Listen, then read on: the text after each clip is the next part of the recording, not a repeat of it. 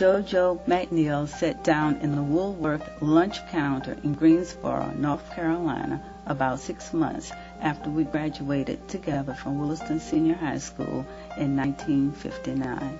Both of us were born in Wilmington. Several of us, including JoJo and me, entered high school as sophomores at the age of 13. 1 year before, newspapers had covered the murder of Emmett Till. At that time, things like the Emmett Till murder dramatically it left a dramatic impression.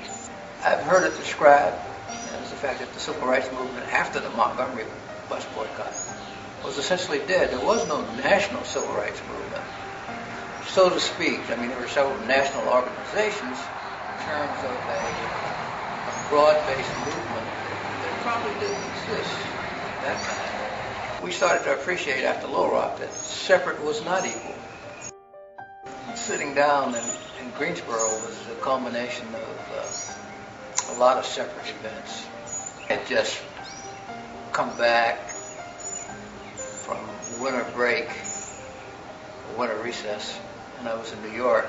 And so when I got on that bus, a strange process started developing. I didn't change, but suddenly people are viewing me very differently. It really bothered me. It made me very, very angry in Richmond. I went to the counter that was reserved for whites, and I was told that you can't eat here, you have to go eat over there. So when I went back to A&T, I told my three colleagues, we're part of the process. We're part of the problem. We're not doing anything to actively take on the situation. Strangely enough, when nationally all of us decided enough was enough, we decided segregation should end. That's when it ended. In high school here in Wilmington, we talked about the need to be involved. We even talked about sitting at lunch counters and things like that. I think we all, because of exposure to the writings of Gandhi and Dr. King, understood the importance of nonviolence. So we set about that task to create impressions where it needed, minds needed to be changed, and to win over people who needed to change their way of thinking. And we chose a store like Woolworth's because it was a national store. I suggest that they didn't serve us. Well, in fact, they had just served us. The only thing different is that we're now sitting down. It was our intention to continue sitting until they served us. The store manager came over, Curly Harris. Curly indicated that it was his intention to call the police. So shortly thereafter, a policeman shows up, and he starts to slowly walk back and forth down the aisle behind the lunch counter, behind us, thumping his bullet in his hand as he walked. So when we continued to sit, I think it sort of startled me. So I think that the next day,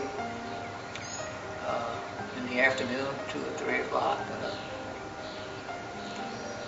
we showed up again with 10 to 12 students.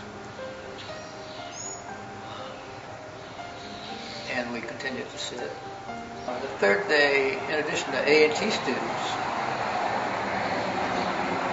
3 white co-eds from the University of North Carolina in Greensboro, Women's College, joined other cities like High Point, Winston-Salem, started to have sit-ins. So these sit-ins are starting all over the place. The folks in Nashville who had talked about this considerably prior to our action, we had no idea what they were planning or what they were doing. In Atlanta, they picked up on the idea, and this became a student movement. Young students from all across our country started to become involved, and to do so in a nonviolent manner, in the carriage of dignity, with insistence on human rights.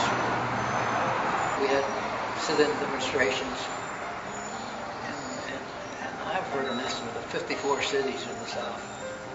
And we started to appreciate the fact that things would be picked up on TV, in addition to the press and magazines.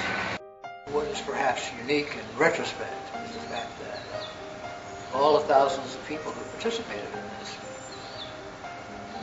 no one was saying, what's in this for me? It was a proud moment for America. Truthfully, we all stand on each other's shoulders.